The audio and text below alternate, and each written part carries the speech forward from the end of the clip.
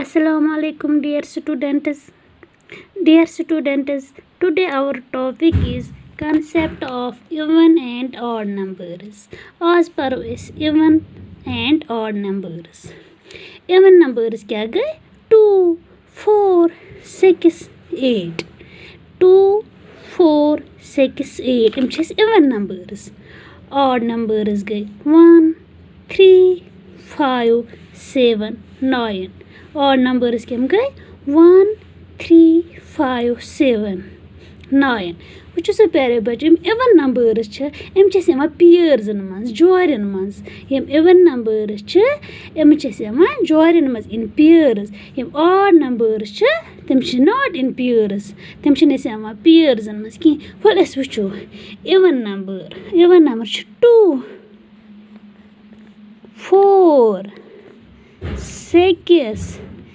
8 वल अस वचो एम छ pairs मज यमा 2 अस बनाव 1, 2 एम आया जूर 1, 2 छ pair अख एम मतलब वो even numbers शब 4, 1, 2, 3, 4 1 pair 2 pair गो ब्रो ये छ pairs मज तम मतलब गो 4 त छ even number 6 1,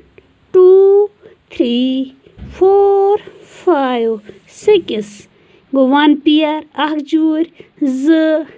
3 M 3 pair M meaning गो 6 त छ even number शबाश 8 1, 2, 3, 4, 5, 6, 7, 8 शबाश 1 pair 2 pair 3 pair 4 pair इम ते आ pairs मज तम मतलब गो 8 त छ even number छ यमा pairs मज not in pairs odd number छ यमा pairs मज की क्या छ odd number 1, 3, 5, 7, 9 1